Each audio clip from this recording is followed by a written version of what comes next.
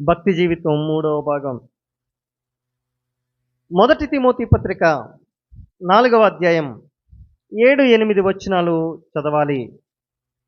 భక్తి జీవితం గురించిన విశేషాలు చాలా గొప్పగా ఉన్నాయి. ఈ మూడవ భాగంగా భక్తి జీవితం మూడవ భాగంగా మనం నేర్చుకుంటున్న మాటానికి రండి. మొదటి తిమోతి పత్రిక 4వ అధ్యాయం 7, 8 వచనాలు చూడండి. అపవిత్రములైన ముసలమ్మ ముచ్చట్లను విసర్జించి దేవభక్తి విషయంలో నీకు నీవే సాధకము చేసుకునుము. శరీర సంబంధమైన సాధకము కొంచెము మట్టుకే ప్రయోజనకరమగును గాని దైవభక్తి ఇప్పటి జీవం విషయంలోను రాబోవు జీవం విషయంలోను వాగ్దానముతో కూడినదైనందున అది అన్ని విషయాల్లో ప్రయోజనకరమవుతుంది. దేవునికి స్తోత్రం కలుగును గాక.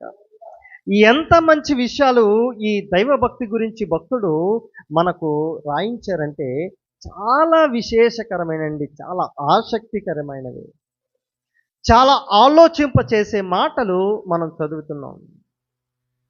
గడిచిన 2 వారాలు మాట్లాడిన మాటలు ఓ విశేషకరమైతే ఈ వారం ప్రభు మాట్లాడాలనుకున్న మాట మరింత విశేషకరమైనది. ఏమంటున్నారంటే ఇక్కడ 2 రకాలైన విషయాలను ఇక్కడ చెప్తున్నారు. ఇహలోక సంబంధమైన శరీర సంబంధమైనది, ఆత్మీయ సంబంధమైన విషయాలు కూడా ఇక్కడ మాట్లాడుతున్నారు. శరీర సంబంధమైన సాధనము కొంచెం మట్టుకు ఉపయోగకరంగా ఉంటుందంట. దైవభక్తి విషయానికి వచ్చేసరికి అది ఇప్పటి జీవం విషయంలోనూ రాబోవు జీవం విషయంలోనూ కూడా మనకు ఎంతో మేలు చేస్తుంది అని చెప్పి భక్తుడు తన వాక్యం ద్వారా మనతో మాట్లాడుతున్నాడు. దేవుడు ఈ రోజు చెప్పాలనుకున్న విషయం ఏమిటంటే శరీర సంబంధంని దేవుడు చూపిస్తున్నాడు, ఆత్మ సంబంధమైన విషయాలను కూడా చూపిస్తున్నాడు. శరీర సంబంధమైన భక్తిని ఈరోజు చూద్దాం మనం. ఆత్మ సంబంధమైన భక్తిని కూడా చూసే ప్రయత్నం చేద్దాం ఈ రాత్రి. శరీర సంబంధమైన సాధన కొంచెం మట్టుకు ఉపయోగకరంగా ఉంటుందంట మన జీవితానికి కానీ, మన శరీరానికి కానీ, మన బ్రతుకుకు కానీ కొంచెం మట్టుకి మనకు ఉపయోగకరంగానే ఉంటుందంట. కానీ దైవభక్తి విషయానికి వచ్చేసరికి కొంచెము మేలుకరంగా, కొంచెము కీడుకు. మీకు అర్థం కావాలి మాట. ఇప్పటి జీవం విషయంలోనూ రాబోవు జీవం విషయంలోనూ కూడా మనకు అన్ని విషయాల్లో మేలు చేస్తుందంట. కానీ ఇప్పటి జీవం విషయానికి వచ్చేసరికి కొంతమందికి ఎందుకో వేరే తరహాలో అర్థమవుతుంది భక్తి జీవితం అంటే. ఈరోజు మనకు దేవుడు మాట్లాడే విషయం ఏంటంటే 2 భాగాలను చూపిస్తాను. శరీర సంబంధమైన సాధన చేసే భక్తి జీవితం ఎలా ఉంటుందో, ఆత్మ సంబంధమైన రాబోవు జీవాన్ని మనం పొందుకొని నిమిత్తము చేసే భక్తి జీవితం ఎలా ఉంటుందో 2 విధాలుగా మీకు చూపించే ప్రయత్నం చేస్తాను మనకున్న సమయాల్లో. చూడండి, త్వరగా ఇప్పటి జీవం విషయం మనకు కొంచెం మట్టుకే ప్రయోజనకరమన్న మాటను బట్టి శరీర సంబంధమైన సాధన అనగా శరీర సంబంధమైన భక్తి ఎలా ఉంటుందో ఓ 2 వచనాల్లో మీకు చూపిస్తాను. మొదటిగా హోషేయ గ్రంథాన్ని తీయండి. హోషేయ గ్రంథము 6వ అధ్యాయము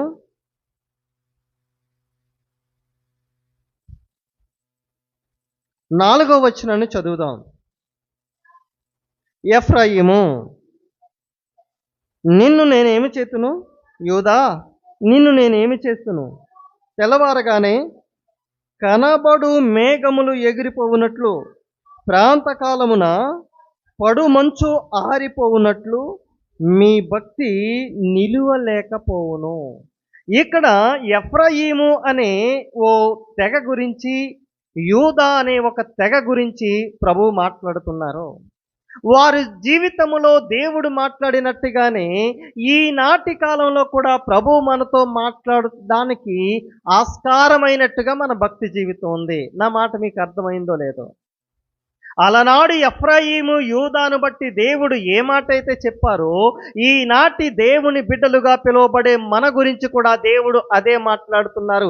ఏమని అంటే మీ భక్తి జీవితం నిలువ నేరని భక్తి జీవితం అయిపోయింది. ఎఫ్రాయిము, ఓ యూదా, మీ భక్తి జీవితం ఎలా ఉన్నదంటే మంచు పడినట్టుగా, మేఘాలు గాలికి కొట్టుకొని పోయినట్టుగా, నిలువ లేకుండా, స్టాండర్డ్ లేకుండా వెళ్ళిపోతున్నది మీ భక్తి జీవితం అంటున్నారు. నిలువ నేరని భక్తి జీవితం ఈనాటి కాలంలో చాలా మంది క్రైస్తవులు జీవించే జీవితం. దేవుడు మెచ్చే భక్తి జీవితం మనది ఉండాలి అంటే గనక ఈ నిలువ నేరని భక్తి జీవితం మనకు ఉండకూడదండి. మేఘాలు కనిపిస్తే ఎంత బాగున్నాయి, ఎంత దట్టమైన మేఘం అనుకుంటాం, గాలి రాగానే అలా ఎగిరిపోతుంది. మన జీవితంలో కూడా మనకు శ్రమ రాగానే, ఇబ్బంది రాగానే, కష్టము రాగానే, అమ్మ ఎంత భక్తి చేస్తామో, ఏమండి, ఎంత భక్తి వచ్చేస్తుందో. ఉపవాసాలతో చేసే భక్తి వచ్చేస్తుంది, పరిచర్య చేసే భక్తి వచ్చేస్తుంది, కానుకలు అర్పించే భక్తి వచ్చేస్తుంది.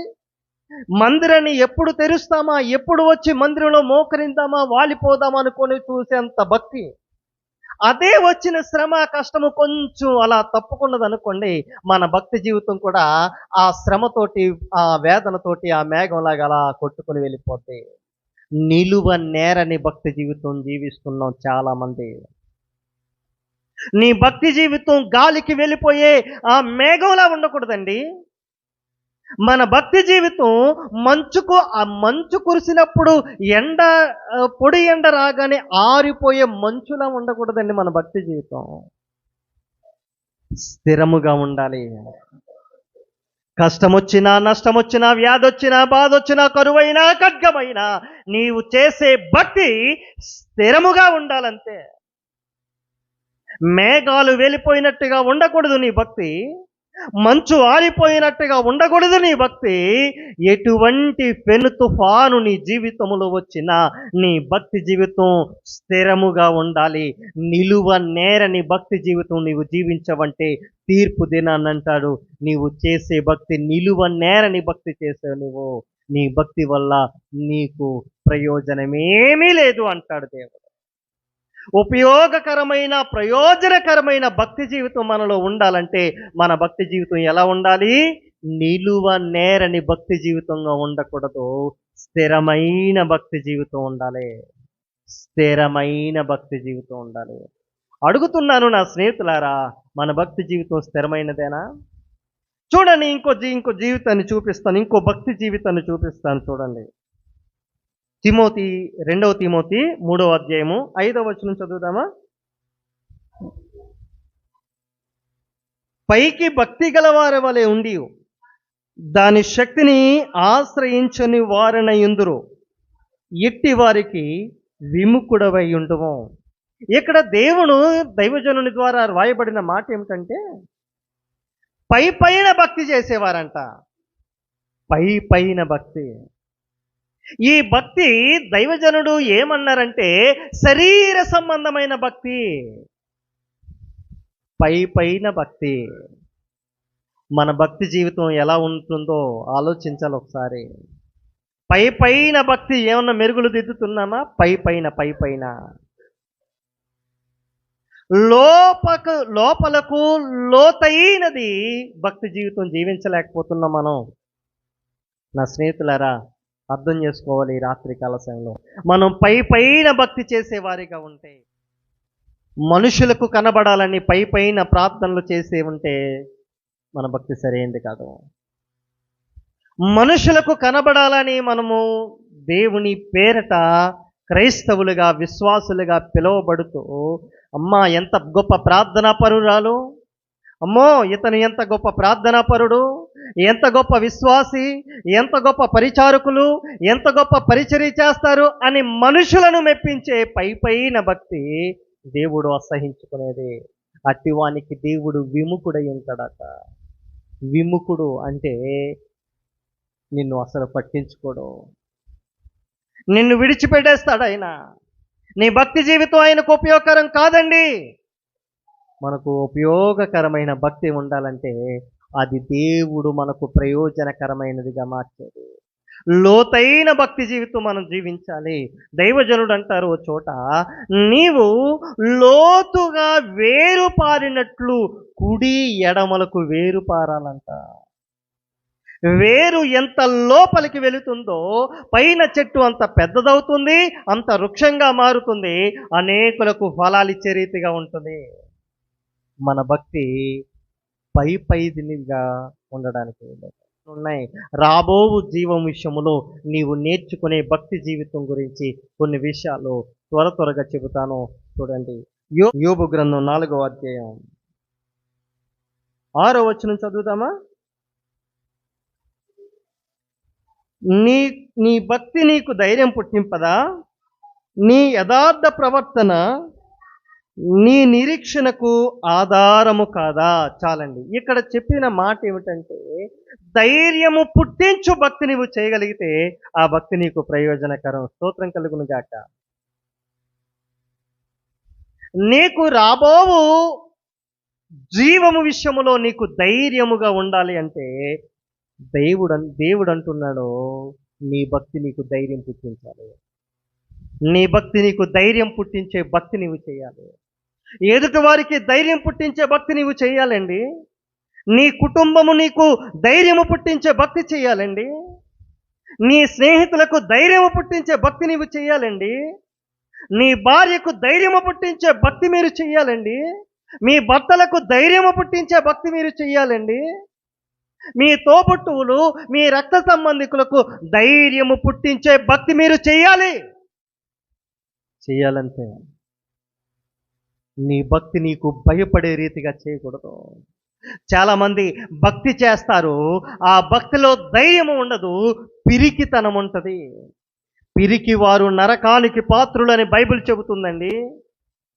నీవు పిరికివానిగా పిరికిదానిగా ఉండడానికి వీల్లేదు. నీ భక్తి, నీ జీవితం, నీ క్రైస్తవ జీవిత ప్రయాణము నీకు ధైర్య సాహసాలతోనే ప్రయాణం అవ్వాలి తప్ప భయముతో, వణుకుతో, పిరికితనపు ఆత్మతో నీవు భయపడడానికి వీల్లేదు. నీ భక్తి నీకు ధైర్యము పుట్టించాలి. నీవు చేస్తున్న భక్తిని చూసి అనేక మంది ధైర్యంగా ఉండాలి. ఓ దైవజనుడు ఓ తల్లి గారిని ఎలా అడిగారు, అమ్మా నీ భర్త చనిపోయాడు, వయసుకు అందొచ్చిన కుమారుడు చనిపోయాడు, నీ భర్తకు రావలసి వచ్చిన జీతము ఆగిపోయింది, ఎలాగమ్మా, ఎలా బ్రతికేస్తున్నావు నీవు? ఆ తల్లి చెప్పిన సాక్ష్యము, జీవము గల దేవుడు నన్ను జీవింపచేస్తున్నాడు. ఆకాశ పక్షులను పోషించిన దేవుడు మమ్ములను పోషిస్తున్నాడు. విధవరాలి పక్షమున వ్యాజ్యమాడిన దేవుడు నా పక్షమున వ్యాజ్యమాడుతున్నాడు.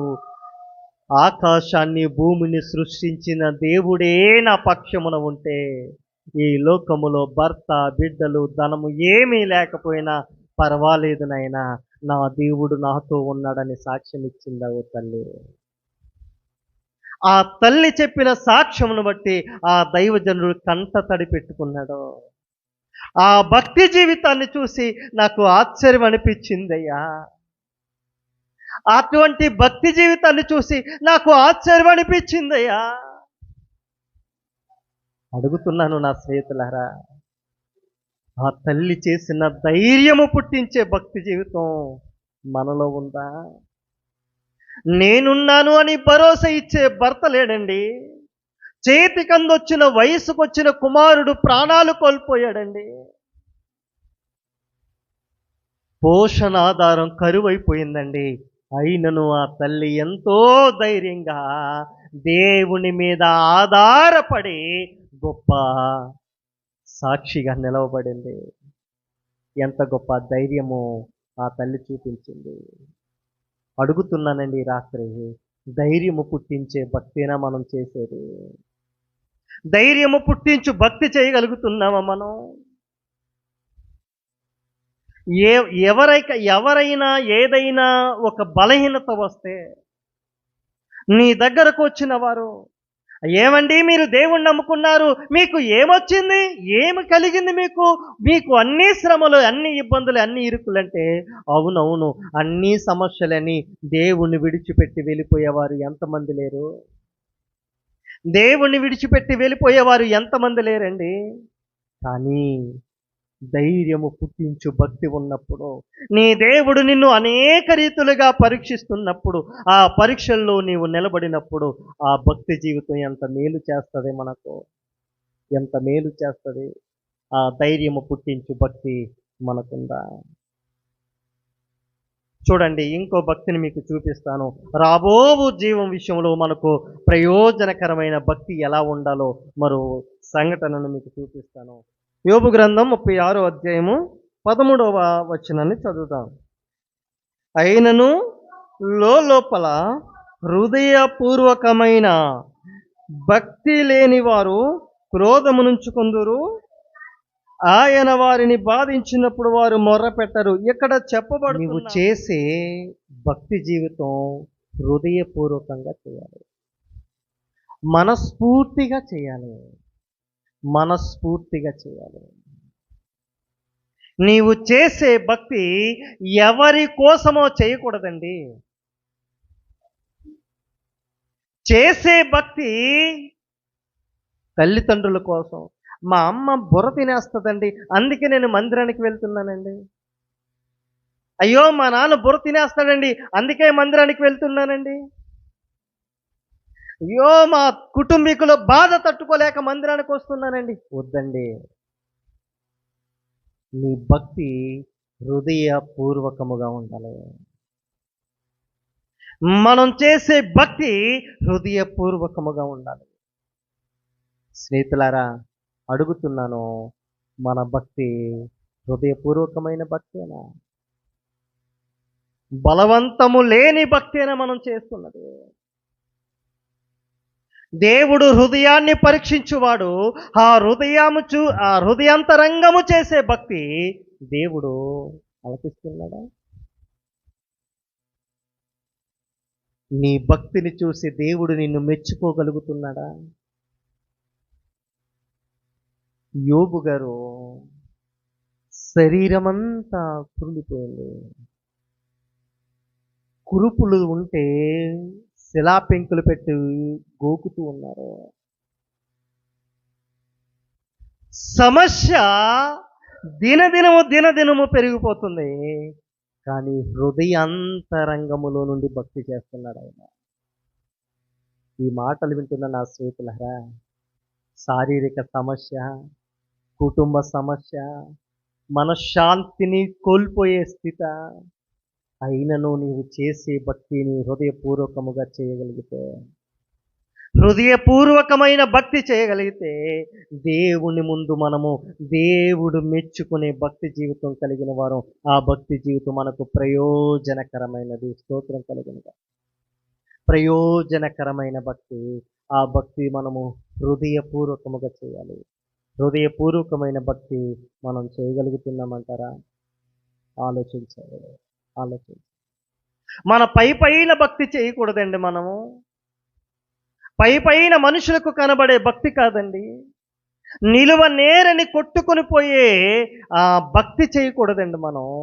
మన భక్తి జీవితం ధైర్యము పుట్టించే భక్తి చేయాలి. హృదయపూర్వకమైన భక్తి జీవితాన్ని మనం కలిగి ఉండాలి. అప్పుడు మన భక్తి జీవితానికి ఒక అర్థం ఉంటుంది. మన భక్తి జీవితానికి ఒక అర్థం ఉంటుందండి, దానికి పరమార్థం ఉంటుంది. మనం చేసే భక్తి మనకు ప్రయోజనకరంగా మారుతుంది. ప్రయోజనకరమైన భక్తి జీవితం మోకరించండి, ప్రార్థించండి.